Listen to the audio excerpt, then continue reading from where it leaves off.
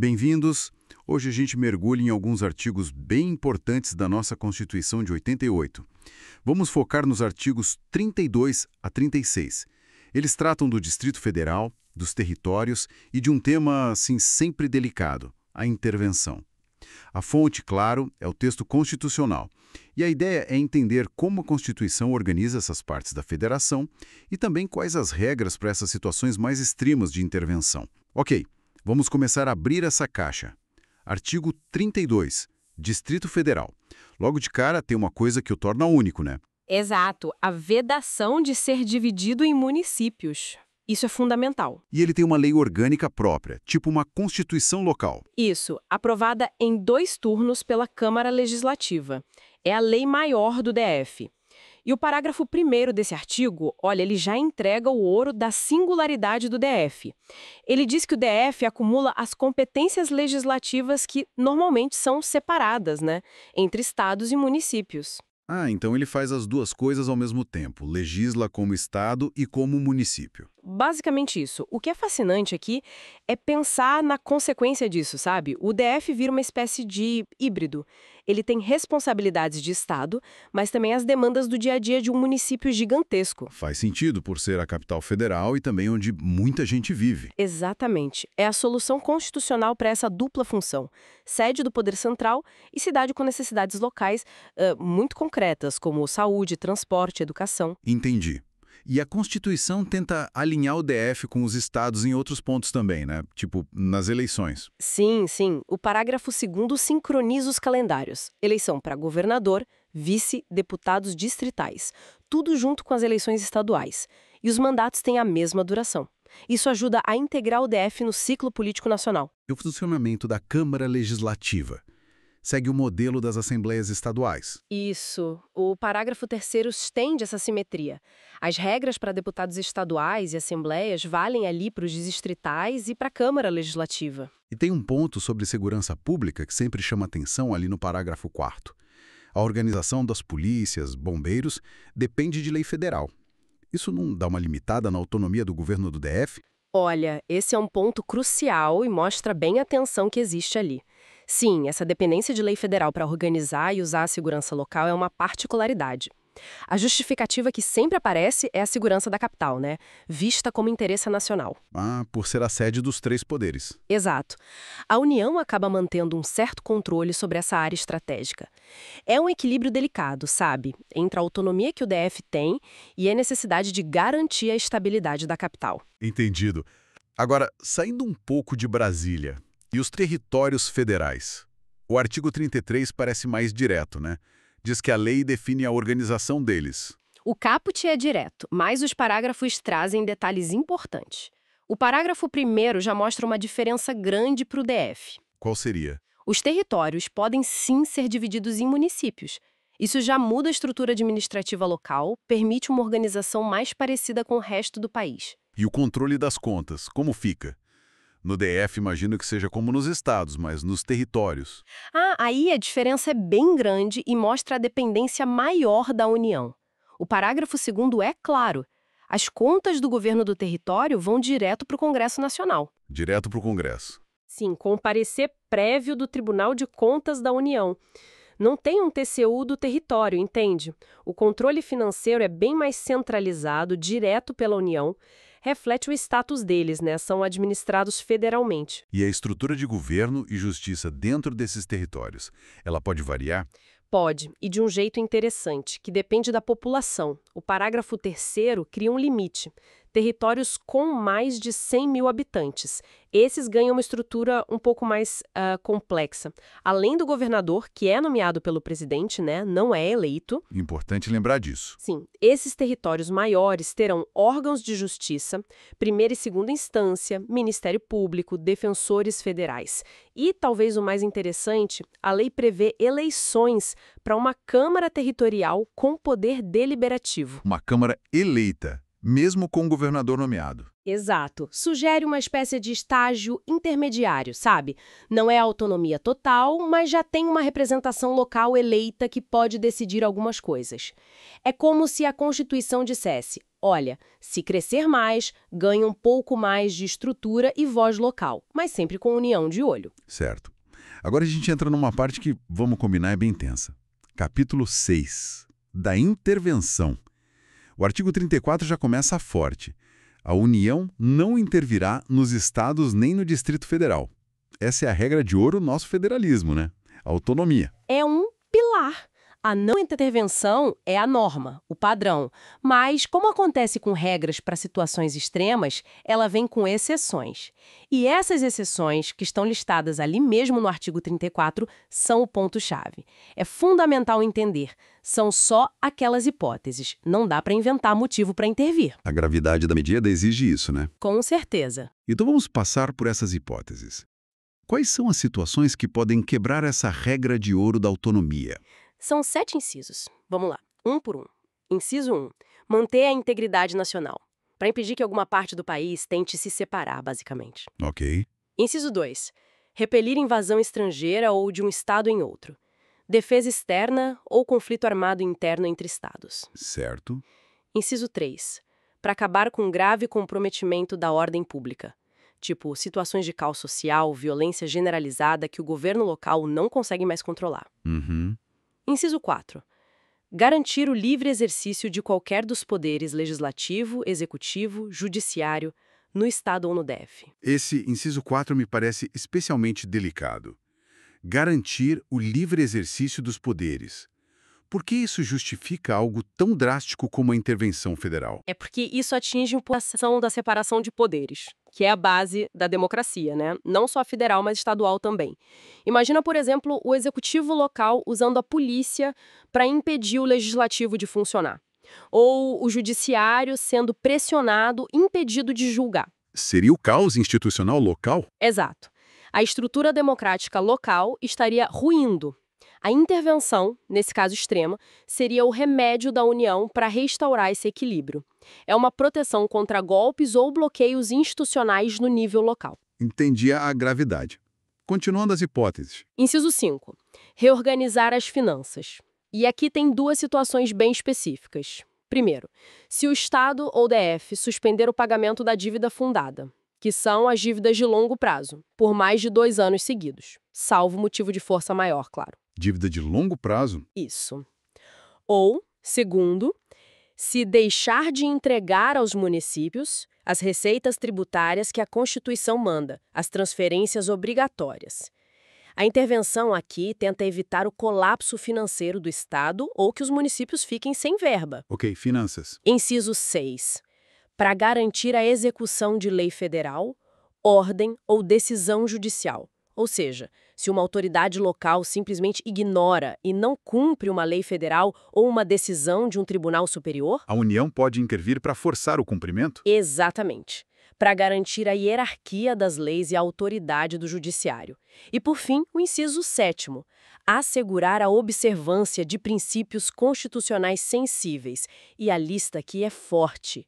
Forma republicana, regime democrático, direitos da pessoa humana. Autonomia municipal, prestação de contas. Isso. E a aplicação dos mínimos em educação e saúde, que, aliás, como você lembrou, foi até reforçado por emendas depois. Mostra uma preocupação constante com essas áreas, né? Sim, mostra. E o que esse inciso 7º revela de forma mais ampla é algo interessante.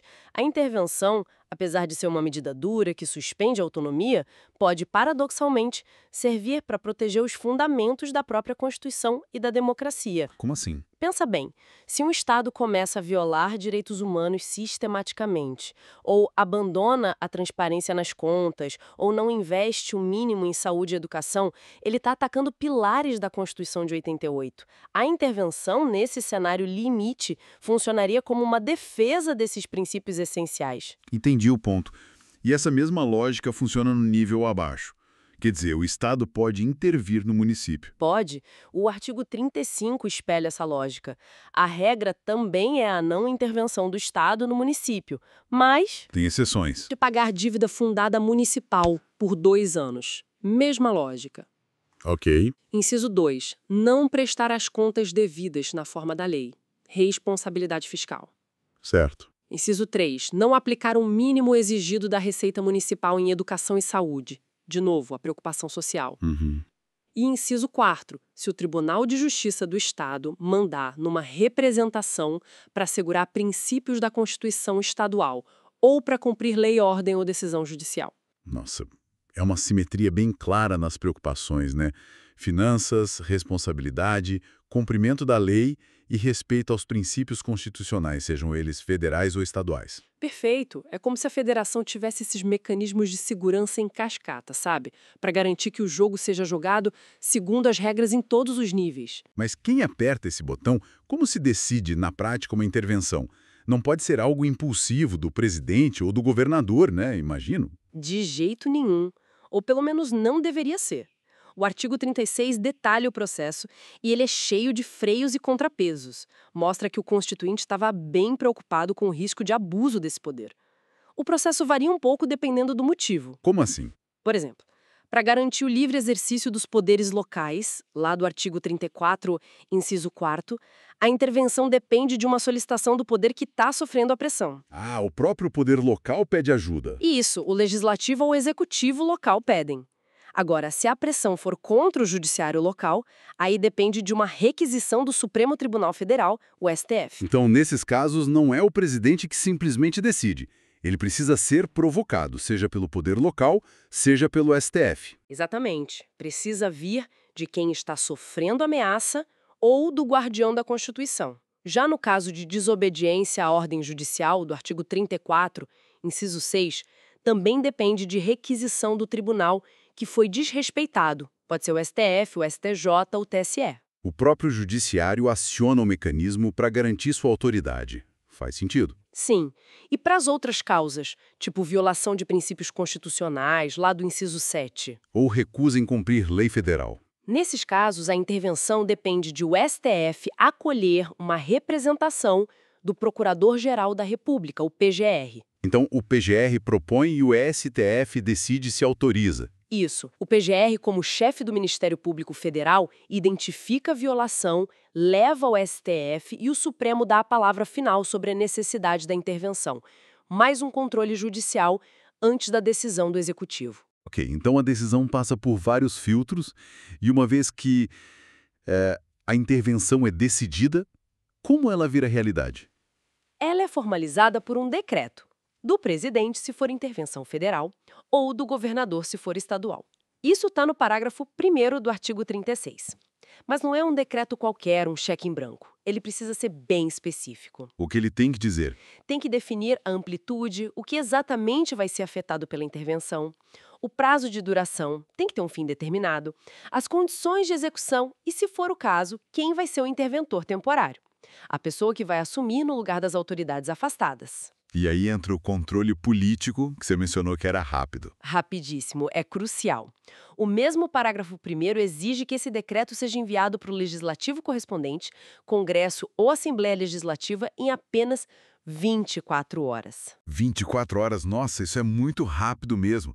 Mostra a urgência e a necessidade de uma validação política quase imediata. Exato. E se o Congresso ou a Assembleia não estiverem reunidos? Férias, recesso? O parágrafo 2º resolve isso. Tem que convocar extraordinariamente nesse mesmo prazo de 24 horas. Não tem desculpa para adiar. E o Legislativo faz o quê? Ele tem o poder de aprovar ou rejeitar o decreto de intervenção. É um controle político fortíssimo, feito pelos representantes eleitos sobre um ato do Executivo que suspende a autonomia de outro ente eleito. É a Constituição falando, olha, Executivo, você pode até propor em caso extremo, mas quem bate o martelo são os representantes do povo e dos estados. Mas tem uma exceçãozinha a essa necessidade do Legislativo analisar imediatamente. Está no parágrafo 3º. Ah, é? Qual? É para situações mais, digamos, cirúrgicas.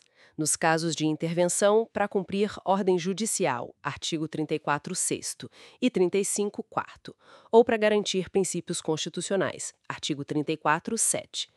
Se for suficiente apenas suspender o ato que causou o problema para tudo voltar ao normal, o decreto pode fazer só isso. Só anular o ato ilegal. Isso.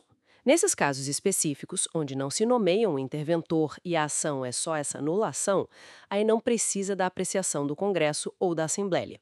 É uma forma mais rápida de corrigir uma ilegalidade pontual, sem todo o processo político de aprovar uma intervenção maior. Fica muito claro, então, que a intervenção é mesmo tratada como uma medida extrema, excepcional, último recurso mesmo. Com certeza. E para reforçar que é temporária, o parágrafo 4º do artigo 36 é bem claro. Ele diz: acabaram os motivos que levaram à intervenção. As autoridades locais que foram afastadas voltam imediatamente para os seus cargos, a não ser que tenha algum impedimento legal, claro, tipo uma condenação. Isso é importante para evitar que usem a intervenção só para tirar adversário político do caminho, né? Exatamente. A ideia é restaurar a normalidade e devolver a autonomia assim que possível. Bom, então, para a gente recapitular um pouco o que a gente conversou. Vimos a organização especial do Distrito Federal, né? Esse híbrido que faz papel de Estado e município. Isso. Vimos os territórios, que são mais ligados à União, como uma estrutura que pode mudar dependendo da população. Exato, com controle federal mais direto. E dissecamos as regras da intervenção. Um mecanismo forte, de último caso, com motivos bem definidos. Processo cheio de controles, judiciário, PGR e com a palavra final do legislativo. Perfeito. Esses artigos, do 32 ao 36, mostram bem a complexidade e as tensões do nosso federalismo. Como é que a gente equilibra a autonomia dos estados, do DF, dos municípios, que é tão importante para a nossa diversidade, para a democracia, com a necessidade de a União garantir a unidade do país, a ordem, o cumprimento das leis e dos princípios da Constituição. É a grande questão do federalismo. E a intervenção é a resposta da Constituição para quando esse equilíbrio se rompe de forma grave. Mas é uma resposta que, pelo menos no texto, é cercada de muitas cautelas. E para a gente fechar, fica uma provocação para quem nos ouve pensar um pouco mais. Considerando todo esse aparato de regras, de controles, para autorizar e fiscalizar uma intervenção, que é um poder que vem de cima para baixo, né? Da União para o Estado, do Estado para o município. Como é que isso se concilia, na prática, com o princípio da soberania popular? Aquele que legitima, pelo voto direto, os governadores e prefeitos que podem acabar sendo afastados por essa mesma intervenção. É uma atenção interessante. Fica aí a questão, né? Sobre os limites, os riscos e como esse mecanismo tão poderoso funciona no mundo real, mesmo com todas as proteções que a Constituição tentou criar. Para a gente refletir.